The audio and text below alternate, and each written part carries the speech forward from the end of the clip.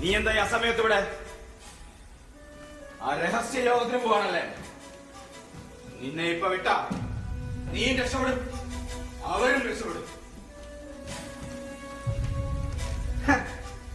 നാട് നന്നാക്കാൻ കുറെ വിപ്ലവകാരികൾ.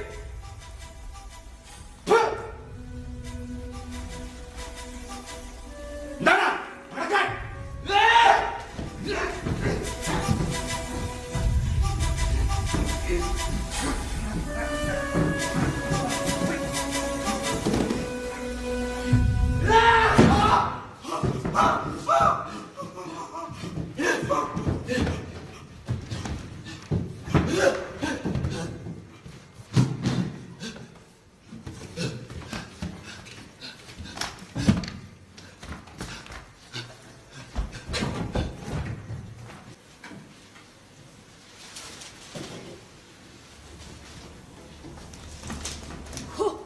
എന്തൊരു ഭീകരൻ!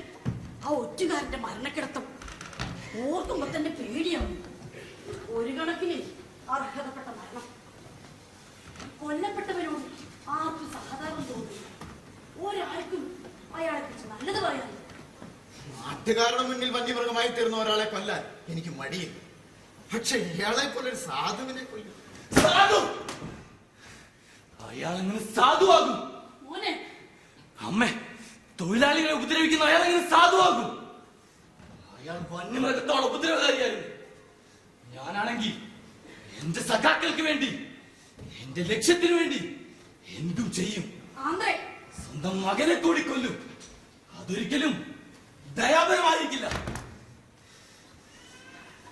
എന്തൊക്കെ പറഞ്ഞാലും ശരി, ഒരാളെ കൊല്ലുന്നത് പാപമാണെന്ന് ഞാൻ വിശ്വസിക്കുന്നു.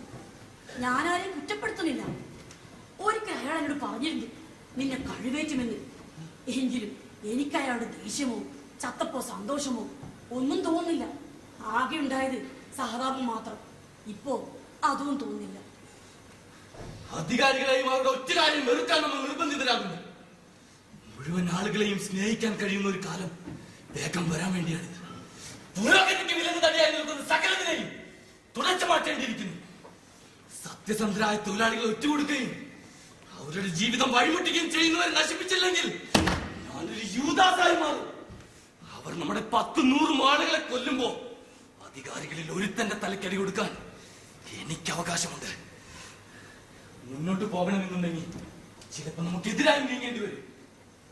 സർവ്വതും അർപ്പിക്കാൻ കഴിയണം. ഹൃദയം മുഴുവൻ കൊടുക്കണം.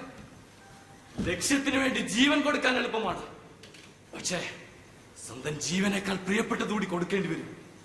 അത് കൊടുക്കുന്നതിലൂടെ നാം എന്തിനു വേണ്ടി പൊരുതുന്നുവോ ആ ലക്ഷ്യത്തിലേക്ക് എത്തുന്നു. ആന്ത്രേ, ആളുകൾ പരസ്പരം മതിമറന്ന് സ്നേഹിക്കുന്ന ഒരു കാലം വരുമെന്ന് എനിക്കറിയാം. ഓരോരുത്തരും മറ്റുള്ളവർക്ക് ഒരു നക്ഷത്രം പോലെ സ്വതന്ത്ര മനുഷ്യർ ഭൂമിയിൽ വിഹരിക്കും. എല്ലാവർക്കും തുറന്ന മനസ്സ്, അസൂയയും കുശുമ്പും സമ്പത്തും മോഹവും തൊട്ടുകൂടാത്ത ഹൃദയം. അപ്പോൾ ജീവിതം മഹത്തായ മനുഷ്യ സേവനമായി മാറും. മനുഷ്യന്റെ രൂപത്തിൽ തന്നെ ഔന്നിത്യം വർദ്ധിക്കും. കാരണം സ്വതന്ത്ര മനുഷ്യർക്ക് അപ്രാപ്യമായി യാതൊന്നുമില്ല. ഏറ്റവും വലിയ സൗന്ദര്യം കുടികൊള്ളുന്നത് അവരിലാണ്. ആ ജീവിതം നയിക്കുന്നവർ മഹാന്മാരാണ്. ഇങ്ങനെ ഒരു ജീവിതം എല്ലാവർക്കും ഉണ്ട്. ദരിദ്രരായ മനുഷ്യർ കണ്ണുകളിൽ നക്ഷത്രത്തിളക്കം കത്തിച്ച് സ്വതന്ത്രരാകും. ആകണം പാവേ. ആ കൊലപാതകം എനിക്ക് ഒഴിവാക്കാമായിരുന്നു. തലേന്ന് തന്നെ ടൈം കീപ്പറായ ചാരൻ എന്റെ പുറകെ തന്നെ ഉണ്ടായിരുന്നു. അതുകൊണ്ടായിരുന്നു കൊടുക്കണമെന്ന് ഞാൻ കരുതിയതാണ്. അയാളുടെ നാടുന്നൊക്കെ എന്റെ ഹൃദയത്തിലേക്ക് കാർക്കിച്ച് തുപ്പിയത് എനിക്ക് സഹിച്ചില്ല. പക്ഷെ കൊല്ലപ്പെടുമെന്ന് ഞാൻ കരുതിയില്ല. ഞാൻ അങ്ങനെ ചെയ്തില്ലായിരുന്നെങ്കിൽ അവൻ ആ രഹസ്യവും അയാൾ ഒത്തുകൊടുത്ത് നിങ്ങളെ അറസ്റ്റ് ചെയ്യുമായിരുന്നു. അതുകൊണ്ട് ചെയ്തു പോയതാ. ജോലി സമയത്ത് ആരോ ഓടി വന്ന് പറഞ്ഞു ടൈം കീപ്പർ കൊല്ലപ്പെട്ടു. എനിക്കത് മരവിപ്പായിരുന്നു. വേദനയില്ല തോന്നി. കൈകൾക്ക് നീളം കുറഞ്ഞു. എനിക്ക് കറക്കാൻ കഴിയില്ല.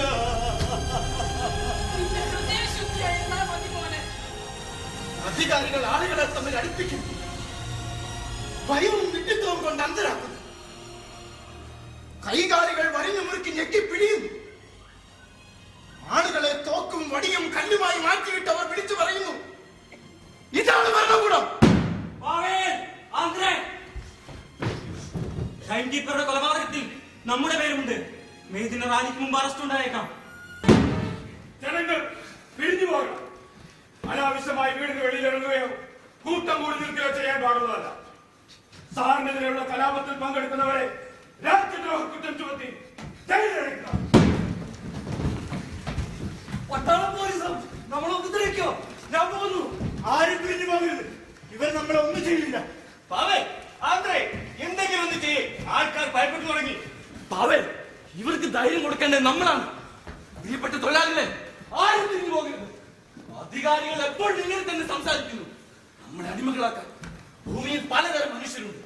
ജർമ്മൻകാർ, ജൂതന്മാർ, ബ്രിട്ടീഷുകാർ എന്നിങ്ങനെ പലതരം. പക്ഷെ നമ്മൾ പറയുന്നു, ഭൂമി രണ്ട് വിഭാഗങ്ങളേ ഉള്ളൂ, സമ്പന്നരും ദരിദ്രരും. ഈ ലളിതമായ സത്യം വെളിയിലുള്ള തൊഴിലാളികൾ മനസ്സിലാക്കി കഴിഞ്ഞു. നമ്മുടെ നെഞ്ചോട് ചേർത്ത് പിടിക്കുന്ന ഈ പതാകയ്ക്ക് മുമ്പിൽ താമസിയാതെ ഭരണകൂടം മുട്ടുമടക്കും. എപ്പോഴും തോൽക്കാൻ നാം തയ്യാറല്ലെന്ന് അവരെ ഓർമ്മിപ്പിക്കുകയാണ്. ഈ പതാകയാണ് നമ്മുടെ ആവേശവും ശക്തിയും.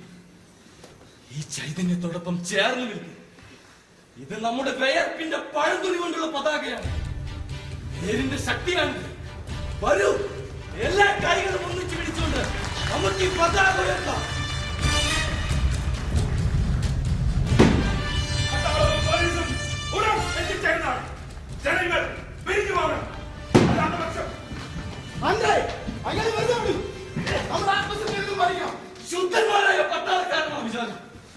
വെറും പന്നികളല്ല ഇവറ്റ. തൊഴിലാളികളെ, ആരും പിരിഞ്ഞു പോകരുത്. തൊഴിലാളി സഖാക്കളെ, പുതിയൊരു ദൈവത്തിന്റെ പേരിൽ നാം കുരിശ് യുദ്ധം ആരംഭിച്ചിരിക്കുകയാണ്. വരൂ, തുടങ്ങാം. സുഹൃത്തുക്കളെ, പട്ടാളക്കാരും നമ്മെ പോലുള്ളവരാണ്. അവർ നമ്മെ തൊടില്ല. എന്തിനു തൊടണം? കൊലയുടെയും കൊള്ളയുടെയും കൊടിക്കീഴിൽ അവർ നമ്മെ എതിർത്തെന്നതിന് പകരം സ്വാതന്ത്ര്യത്തിന്റെ കൊടിക്കീഴിൽ അവർ നമ്മോടൊപ്പം ചേരുന്ന കാലം വിദൂരമല്ല. അവർക്ക് ഈ സത്യം മനസ്സിലാക്കി കൊടുത്താൽ നാം എത്രയും വേഗത്തിൽ മുന്നോട്ട് പോകണം. ഏറ്റുവാങ്ങും.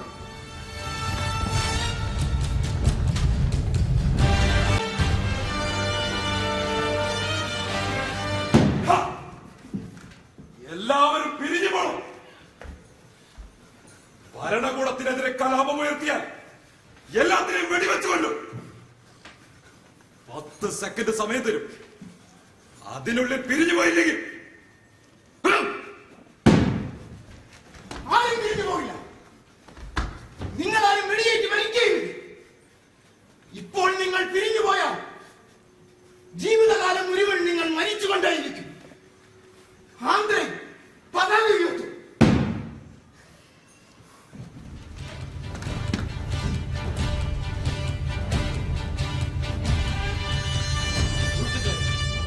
നാം ആരാണെന്ന് ഇന്ന് തുറന്ന് പ്രഖ്യാപിക്കാൻ പോവുകയാണ്. നാം ഇന്ന് പതാക ഉയർത്തും. ന്യായത്തിന്റെയും നീതിയുടെയും സ്വാതന്ത്ര്യത്തിന്റെയും പതാക.